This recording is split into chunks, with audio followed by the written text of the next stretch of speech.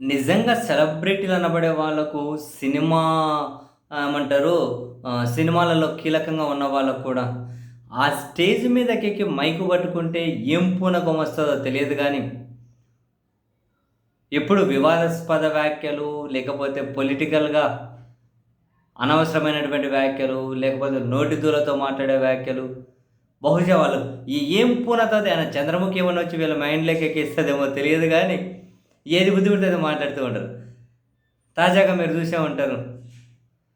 'బన్నీ వాసు' అనే ఒక నిర్మాత జనసేన పార్టీలో కీలక బాధ్యతలు కూడా ఉన్నట్టున్నాయి. ప్రచార కమిటీని ఏవో ఉన్నట్టున్నాయి. 'బన్నీ వాసు' అని తెలుసు కదా! ఆయన తన నిర్మాతగా ఉన్నటువంటి సినిమా ఏదో తీశారు. ఆ సినిమా ప్రీ రిలీజ్ ఈవెంట్ ఏదో ఆ వేదిక మీద నుంచి మాట్లాడుతూ, ఆయన మాట్లాడినటువంటి మాటలు ఈవెన్ సోషల్ మీడియాలో పెద్ద వైరల్ అవుతున్నాయి. ఆయన మాట్లాడడం హైలైట్. ఆయన ఏమంటారు? బన్నీ వాసును తొక్కేద్దాం అనుకుంటే అణిగిపోతాడని చెప్పి ఎవరైనా అనుకుంటే, అట్లెవరో తొక్కితే తొక్కబడే వ్యక్తిని గాదు. ఎవ్వరు కూడా నా వెంట్రుక కూడా సేమ్ ఇలానే అన్నారాయన. ఎవరు కూడా నా వెంట్రుక కూడా పీకలేరు అని అంటూ, నేను వెంట్రుక వేరే ప్లేస్ నుంచి గాని పీకి ఇవ్వగలను. నన్నెవరు వెంట్రుక పీకలేరు అంటూ, నేను ఈ వెంట్రుక వేరే ప్లేస్ నుంచి కూడా పీకి ఇవ్వగలను. కానీ నాకు సంస్కారం ఉంది కాబట్టి ఇక్కడి నుంచి పీకుతున్నా. వేరే చోటు నుంచి వెంట్రుక పీకకుండా ఇక్కడి నుంచి ఎందుకు పీకుతున్నా అంటే అది నా సంస్కారము అన్నారు.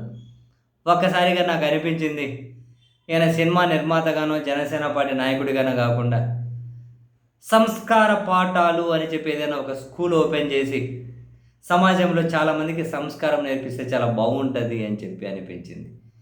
పబ్లిక్ వేదిక సార్ అది. ఇట్లా పీకుతూ వేరే చోటు నుంచి కూడా వెంట్రుక పీకి ఇవ్వగలను అనడం, మళ్ళీ సంస్కారం గురించి మాట్లాడడం.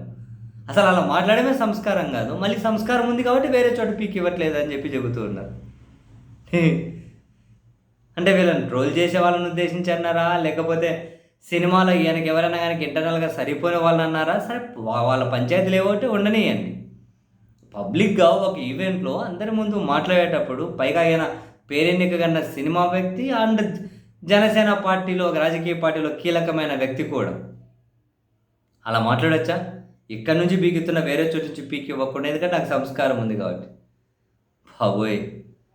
నిజమే. ఇటువంటి మాటలు మాట్లాడి మనం సంస్కారం గురించి పాఠాలు బోధించాలి. కరెక్టే. కొందరు వ్యక్తులకు వివాహ బంధాల గురించి పాఠాలు బోధించే హక్కు ఉంటది. కొందరి వ్యక్తులకు మాత్రమే నైతికతకు బోధించే పాఠాలు బోధించే హక్కు ఉంటది. కొందరికి మాత్రమే సంస్కారం గురించి బోధించే హక్కు ఉంటది. ఇలా కొందరు ప్రత్యేకంగా డిజైన్ చేయబడ్డారనుకుంటాను. సీరియస్‌లీ. ఎంత ఆవేశం ఉన్నా, లేకుంటే ఎంత ఉన్నా కాసింత అనగదొక్కుకోవాలి కదా! నా వెంట్రుక కూడా పీకలేరు అన్నంత వరకు ఓకే. ఆయన ఆవేదననో, ఆవేశాన్నో, ఆగ్రహాన్నో వ్యక్తపరిచారనుకోవచ్చు. నాకు సంస్కారం ఉంది కాబట్టి వేరే చోటు నుంచి వెంట్రుక పీకుతలేననా? పబ్లిక్‌లు వేరే చోటు నుంచి ఎట్టికి పీకి ఇవ్వగలుగుతారు. ఏది ఒకసారి ప్రయత్నం చేయండి. ఒకసారి ప్రయత్నం చేయండి. పీకగలుగుతారేమో. ఏందబ్బా! నిజంగా. ఈ వీడియో ఫుల్ సర్క్యులేట్ అవుతూ ఉంది. నెటిజన్లుగానే అంటూ ఉన్నారు. ఇక్కడ సంస్కార పాఠాలు బోధించబడును అని. నిజమే.